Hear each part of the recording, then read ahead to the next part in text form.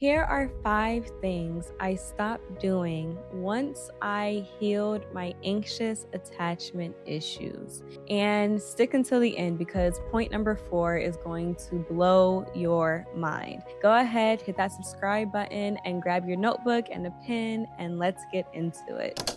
The first thing I stopped doing was I stopped romanticizing potential. When I was anxiously attached to the situation, I would see someone for so much more than what they were presenting to me. I actually created a list of all of the things that I imagined for my dream person to be, and the attributes, the characteristics, the way that my soulmate would show up for me.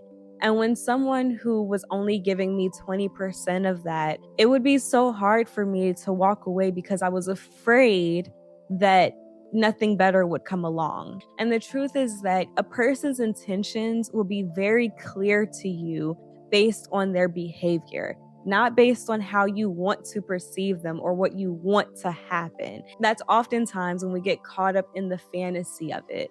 And so, since healing my anxious attachment issues, I found that when I wasn't so attached to the outcome or to the potential, it was a lot easier for me to walk away and to see what was actually being presented and not just what I wanted it to be. The second thing that I stopped doing, I stopped giving away my energy for free. Listen, okay, your energy is your currency. It doesn't matter how much money you have in your bank account, how many businesses you have, what kind of car you drive, how beautiful you are.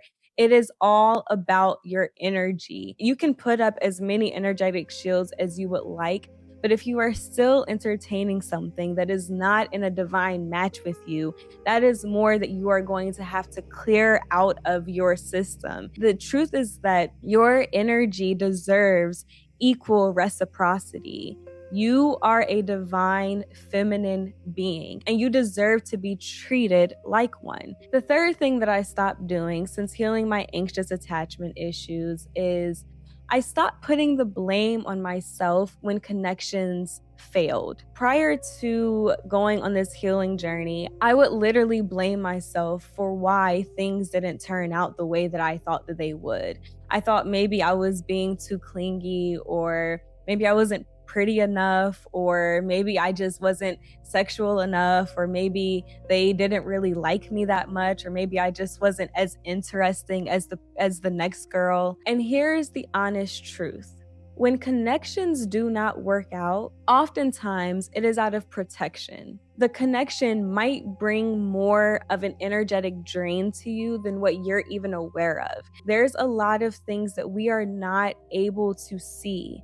There are a lot of energies that are happening and that are flowing at the same time. And so, if something is being blocked, or if you feel as though something is not progressing, take that as a sign from the universe that you are still on the right path and that you are being prepared for something that you are truly deserving of. It's not because you did anything wrong. However, there might have been a lesson that you could have learned through the process. Certain things are being revealed to you about yourself in every single connection that you have. It's so interesting because I just recently had a very beautiful connection with someone. That connection mirrored my healing journey. It showed me the things that I still needed to work on, but it also showed me a lot about where my standards are. It showed me a lot about the type of treatment and the type of safety that I truly deserve. So when these connections are not working out for you, ask the universe, why was this coming to me now? Hear me out when I say this, okay? Everything that shows up for you is for you. And that leads into the fourth thing. I stopped seeking validation from friends and family. My family, as much as I love them, I realize that we all have a very similar pattern in love. Okay, let me know in the comment section below if you can relate to this. Because when I would hear my family and some of my friends talking about their own relationships or situations that would happen within their love life, I noticed that we all went through the same type of conditioning. Being the person who has really embarked on this journey of healing my anxious attachment issues, I learned that I need to actually speak to my coach. I need to speak to my spiritual tribe who are on the same route of healing those wounds. If you remain in the room where you've always been, you'll never learn new ways of approaching things.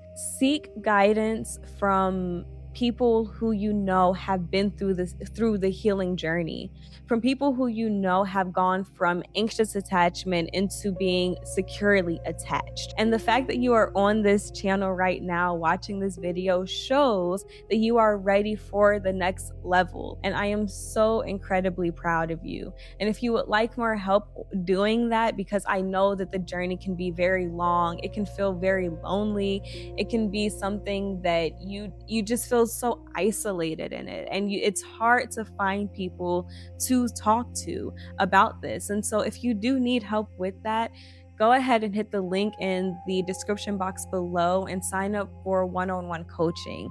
The first consultation is free, and that is where we just really talk about where you would like to see yourself at the end of your healing journey. Who would you truly like to become? Number 5, I stopped ignoring my intuition. My intuition would be so clear that a person was not right for me, and that would make me pursue that connection even more. It would make me go even harder. And I could not understand until I actually healed my anxious attachment issues. And the truth is that when I would ignore my intuition, it was a form of me abandoning myself by choosing someone who I knew would abandon me. I knew that they were emotionally unavailable because they were so busy in their lives, or maybe they had just gone through a breakup, or maybe they were in a place where they were struggling financially.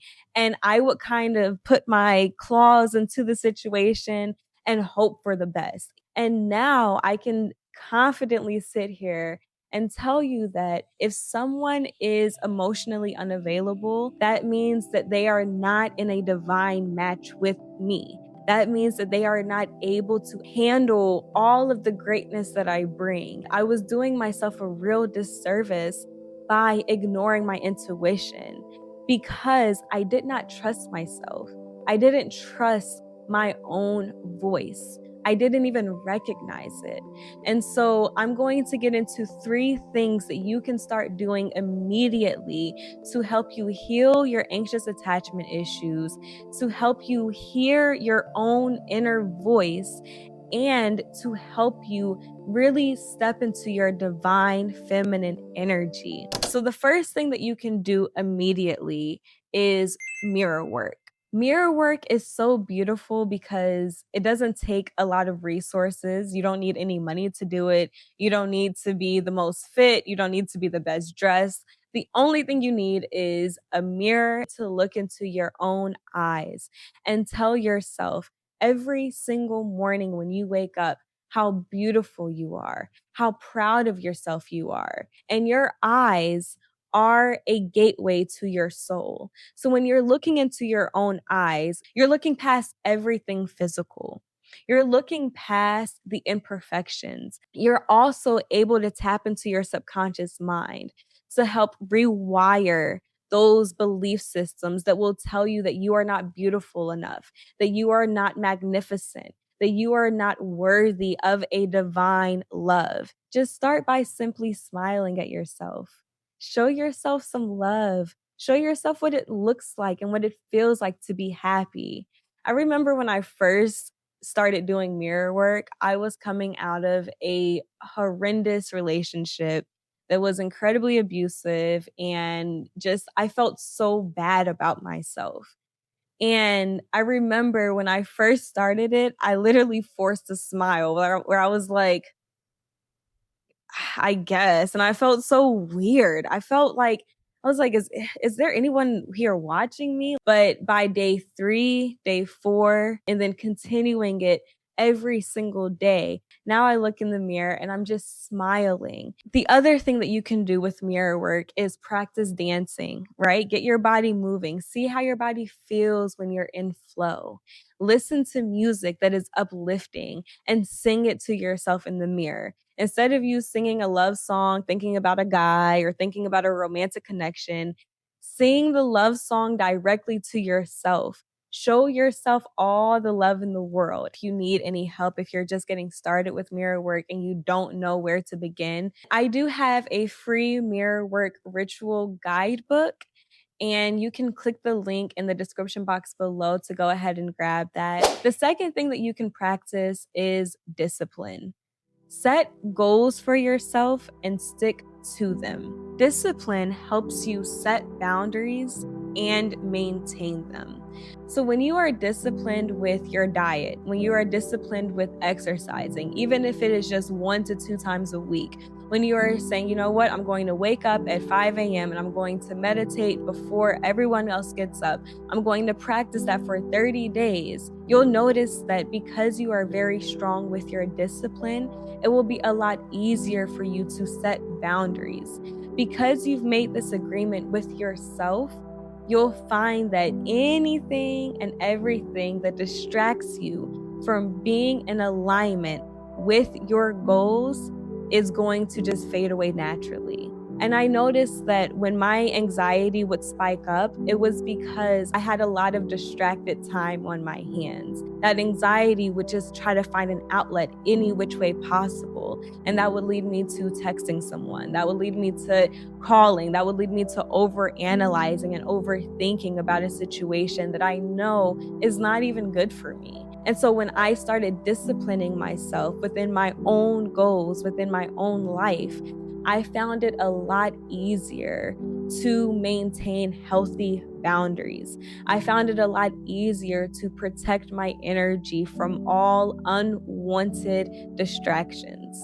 And the third thing that is going to help you so much is grounding yourself daily. Y'all, I ground myself every single day. Before I leave the house, I'm grounding myself because oftentimes all of the emotions that we have, which are just energy and motion, those emotions can feel incredibly chaotic at times.